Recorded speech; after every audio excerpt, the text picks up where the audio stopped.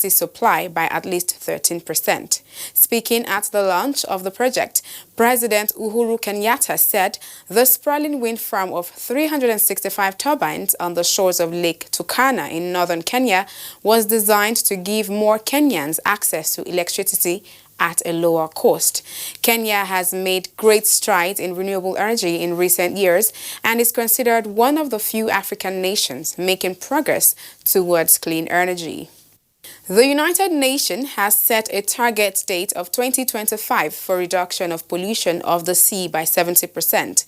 In line with this, an Indonesian man, Gary Bengchegeb, has started a movement called Make a Change to help the Indonesian government tackle its problem of garbage emergency by removing trash before they get to the oceans. The movement, partnership with German tech startup Plastic Fisher, is installing innovative trash barriers called floating trash booms in Bali River to intercept and collect plastic bags, cups and other pieces of trash before they get to the ocean. Waste collected each day are taken to a mobile sorting station where they are washed and weighed before being sent off for recycling. The trash booms are built using cheap, locally sourced materials.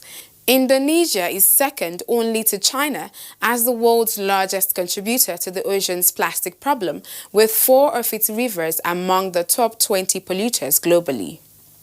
To bridge the gap in Africa's infrastructure, Telecom Tide Africa will over the next 18 months invest in 112 infrastructure and tech-type startups in Africa's major markets, with Nigeria, Kenya and South Africa as focus to start with.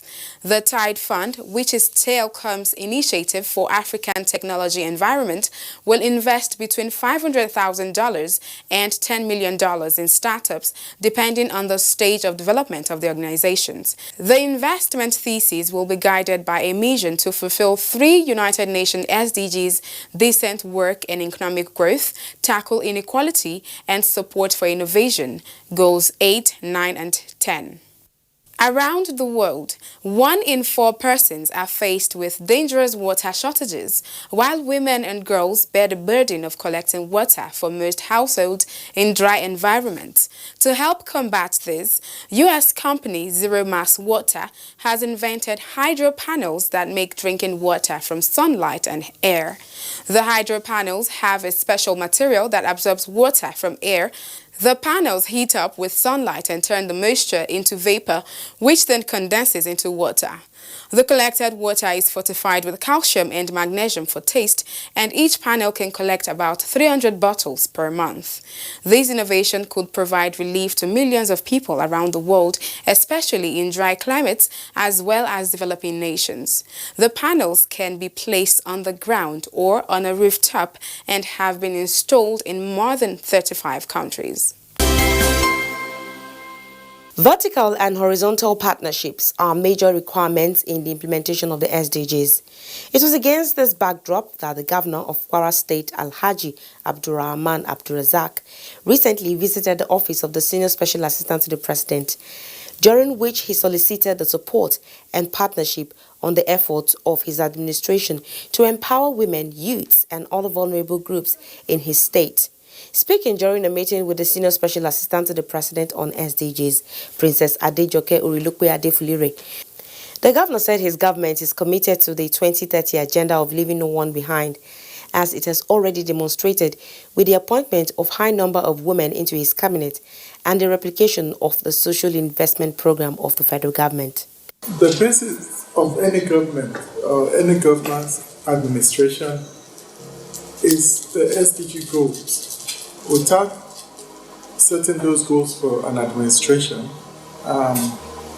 you're bound not to achieve anything. So that's why we've said our first program must be to key into SDG goals and also to see how the federal government is going about it. Being a new administration, we follow the track record of the federal government. So that's why we said first thing is to embrace SDG goals and everything else will flow. Part of those goals indirectly is we looked at the federal government's social investment program, which has indeed worked very well. During the campaign, in villages, towns and villages, local governments receive direct beneficiaries of the federal government program. The money, trader money market, conditional cash transfer, Empower. We saw its effectiveness, and thereby we had to go and domesticate the same program and pass a bill in our State House of Assembly.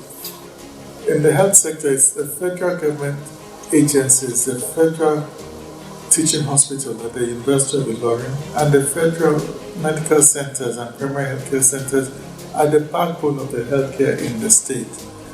Unfortunately, the state had abandoned its responsibility in the healthcare sector to the extent that probably only 5% of hospitals have running water. And so it's just a shame, but we're keen into it. We'll do the right thing and reestablish healthcare from the primary healthcare basis right to the tertiary institution. But importantly, poverty has to go. Poverty, hunger. If we eradicate poverty, there will be no hunger, as you've said. We're also keen to the conditional cash transfer for elderly and the widows. We need to embrace our people and build a safety net so that no one is left behind. When you leave people behind, then you're creating crisis for the government. I believe the women are the future of Africa. Given the right opportunity and given the chance, women will take us to where we're going. Women are the pillars of our society. So that's why it wasn't difficult to have a cabinet dominated by women. And we're seeing the effect now. They are dedicated and delivering the services which we need. In her response, the Senior Special Assistant to the President on SDGs, Princess Adejoke Orilukpe Adefulure, said her office is always open to partnerships and collaboration. And while commending the governor on his achievements so far regarding women empowerment and ensuring gender equality in his cabinet, she encouraged the governor to continue to make efforts towards the girl-child education, which she described as the most potent tool for the eradication of hunger, poverty, and unemployment. We have to work together as a family. We have to work together as a country, especially working with the subnational government, the state government, and the local government, where the problem actually resides. So we need to work with you closely and vertically and horizontally so that we can tackle the root cause of poverty, root cause of unemployment, provide job opportunity through industrialization and through agriculture and through manufacturing. So, and to also empower women and get more of our children that are out of school back in school. So it is only when we do that and make our environment safe and partner with the private sector that we can be boasting that we are achieving sustainable development. And if we achieve sustainable development, everybody will be happy. In a bid to scale up financing for the implementation of the SDGs in Nigeria, the Office of the Senior Special Assistant to the President on SDGs, in collaboration with the United Nations Development Programme, UNDP, recently brought stakeholders together for investment mapping for the SDGs. The need for us to get marketable and catchy investment areas is for us to also kind of advertise and get foreign investors buy into our investments here in Nigeria. Let it not just only be limited to Nigerian investors. Let also foreign investors get interested and want to. Nigeria is a big market, and you believe with me, any investment that is selling here in Nigeria is a very big investment. The event sought to collectively brainstorm, identify and develop an attractive investment opportunities for the organized private sector, one that can help to bridge the present and future funding gap on SDGs actualization. This comes as recent findings show that there is a yearly public financing deficit of 85 billion naira conventional government funding for SDGs in Nigeria. Speaking at the event, the senior technical advisor to the senior special assistant to the president on SDGs, Bala Yunusa, reiterated the need to develop an integral approach to financing the SDGs in Nigeria, emphasizing that government cannot provide for all the funding needed to fund the 2030 agenda. Following the adoption of the 2030 Agenda for Sustainable Development and the 17 SDGs, we're trying to put Nigeria on the map of countries that are not only mobilizing financial resources within the traditional budget resources, but using innovative financing mechanism to support the attainment of the SDGs in Nigeria. And that led us to an attempt to pilot an integrated financing framework for Nigeria, and that will start from mapping out the investment opportunities that exist so that we can mobilize additional resources domestically as well as externally that can help us support the attainment of the SDGs in Nigeria. So what we are doing now is a whole of, if you like, government approach to understanding the investment opportunities that exist in Nigeria, where they exist, and the sort of business models that can support that investment to happen. Participants gave more insights. The SDGs investment mapping is basically an initiative specifically under the broader SDG Impact UNDP program. And what it aims to do is channel all private resources, well, domestic and international, directly into the SDGs. There's about 10 years left to achieving the SDGs, and the financing gap is still very huge. So we're trying to establish a direct link between the development need of a country, the policy priorities, and see how we can turn that into potential investment opportunity areas that private sector can find enticing enough to invest in. What it would do is breach the financing gap that already exists to achieving the SDGs. We work towards making the economy to be better, industrialization of the economy. So what we do basically is to see the needs. We work with Manufacturers Association of Nigeria, to see their needs. We do industrial visit to see what do they need, how do they get their raw material. We work to improve those raw materials. And when those things are done, the economy will move because they will produce more. Instead of importing those raw material, we research to see which one we have in the country so that we save foreign exchange. These are things we do. Also, we also boost agricultural sector. We bring improved seedlings to the farmers so they can produce more food for the people. This is in line with SDG 1, 2. No poverty, zero hunger. So even SDG 5, women empowerment, we also work on it because we have a unit take care of women and their needs to see how we can help women to prosper. We also deal with environment. Whatever we are doing, make sure that the environment is taken into consideration. The processing method industry adopt is very important so that you don't harm the environment while you are trying to make money. The workshop has also provided opportunity for us to look at the way to support these governments in attaining the objective of SDG.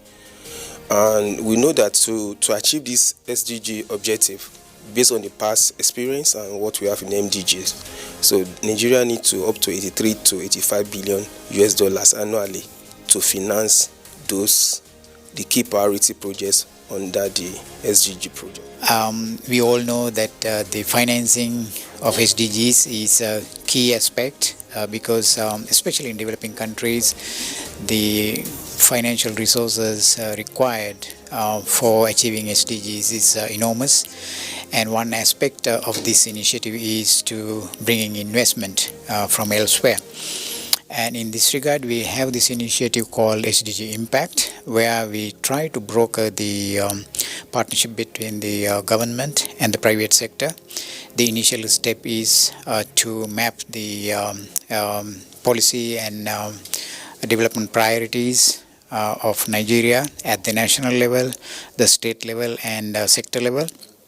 Participants at the 3-day intensive workshop deliberated and reviewed actions on what has been done and what is left to be done, especially with regards to the prioritized SDGs, which are SDGs 1, reducing poverty, SDGs 3, on quality health and well-being for all, and 4, on quality and inclusive education. Findings from the workshop will also help in preparation of the Nigeria's voluntary national report due for presentation at the United Nations High-Level Political Forum scheduled for July this year. We have a report. Key stakeholders at the 3-day workshop evaluated Nigeria's performance on the 3 prioritized SDGs. SDG 1, which is strictly tied to the National Social Investment Program, NSIP, and to the ERGP. SDG 3 links to the Nigeria Strategic Health Development Plan, and SDG 4 implemented through the Nigeria Education Sector Strategic Plan. As the first country in the Global South to have embarked on this process, Nigeria had the opportunity to present its experience at the July 2017 United Nations High-Level Political Forum, a yearly meeting of United Nations member countries designed to support implementation and review of the 2030 Agenda for Sustainable Development held in New York. Nigeria will also be at the forum this year to show the world its progress towards the implementation and actualization of the SDGs in all facets of its national development. Findings from the independent evaluation workshop are therefore expected to yield valuable experiences that will assist in the acceleration of the goals in Nigeria, improvement in government accountability, and also provide evidence-based information to include in the voluntary national report. The main instrument identified by the Agenda 2030 for follow-up and review of the SDGs and their targets. Speaking at the workshop, the Senior Special Assistant to the President on SDGs, Princess Adejoke Orilokpe Adefulure, pledged to work with all stakeholders to ensure the achievement of the 2030 Agenda of leaving no one behind. Princess Adejoke Orilokpe Adefulure also called on all Nigerians to join the present administration's drive to move 100 million people out of poverty in 10 years. My personal commitment to the success of this evaluation exercise and the overall achievement of SDG in Nigeria. You can continue to count on my support anytime, anywhere, and as we commence the decade of action for the people and the planet, as we deliberate to discuss, to review the actions, and to evaluate what was done and what is to be done in preparation for the voluntary national report and other activities towards the implementation and achievement of SDG in Nigeria. All hands must be on deck to join and to support Mr. President, the President of Nigeria, who has made commitment that 100 million people will be moved out of poverty in the next 10 years. Mr. Bala Yunusa, Senior Technical Advisor in the Office of the Senior Special Assistant to the President on SDGs, in his contribution, noted that evaluation is essential for holding government accountable to citizens and other stakeholders. He therefore noted that the evaluation workshop was designed as a transparent process of assessment of the direction taken by the government towards the achievement of the global goals and the outcomes. The Senior Technical Advisor also noted that with the evaluation, other countries can see the steps taken by Nigeria and the successes that have been recorded and may decide to follow the same steps in their implementation of the SDGs. Nigeria has a huge implementation context for this 2030 agenda. Approximately 190 million people, 923,000 square kilometers divided into 36 states and the Federal Capital Territory and 774 local governments. So our strategic approaches can be seen at 2 different levels. At the national level, we work with federal ministries, departments, and agencies to ensure we mainstream the relevant SDGs into our sectoral policies and plans. Participants at the workshop were of the opinion that implementation of SDGs should be part of government's political program, consequently, should be aligned with national priorities. They also emphasized that while it is important to take actions towards the achievement of the goals, periodic evaluation of national efforts and progress as carried out at the workshop are also essential to measure progress. The difference with monitoring is that we not only, in evaluation, we not only produce data and evidence, we underline the reasons behind those data and evidence, and for doing that, it's important an analysis of what works, for whom, why, and under what circumstances. And that is the peculiarity of evaluation. That's a value added of evaluation. So it's not just important to produce data, but to interpret the data in a way that we understand what are the types of changes that we are making, who is being benefiting from those, etc. The focus of the SDGs 3 evaluation to assess the effectiveness and impact of the health sector strategic plans contribution towards achieving SDGs 3 healthy lives in Nigeria and learn from past experiences and state comparative advantages. The SDG addresses all the 3 dimensions of development, namely the economic, social, and then environmental. And achieving these SDGs will contribute to healthy population. Goal 3, which is to ensure healthy lives and promote well-being for all at all ages. That is the goal we're going to look at essentially. The evaluation is goal 3. Remember, you can always watch this program and other episodes by subscribing to our YouTube channels on youtube.com/FreshNewsTV and youtube.com/Agenda2030TV. You can also watch the program live on Facebook. Just log on to www.facebook.com/FreshNewsNG and www.facebook.com/Agenda2030TV. Follow us on all our social media platforms at Agenda2030TV. On Facebook, Twitter, and Instagram. Remember to drop your comments and share with your contacts. Do use the hashtag Agenda2030 and hashtag Agenda2030TV. And that has been the size of our program this week. Do keep a date with us next week as we bring you another refreshing episode. I am Tony Nkamiang John. Thank you for staying with us.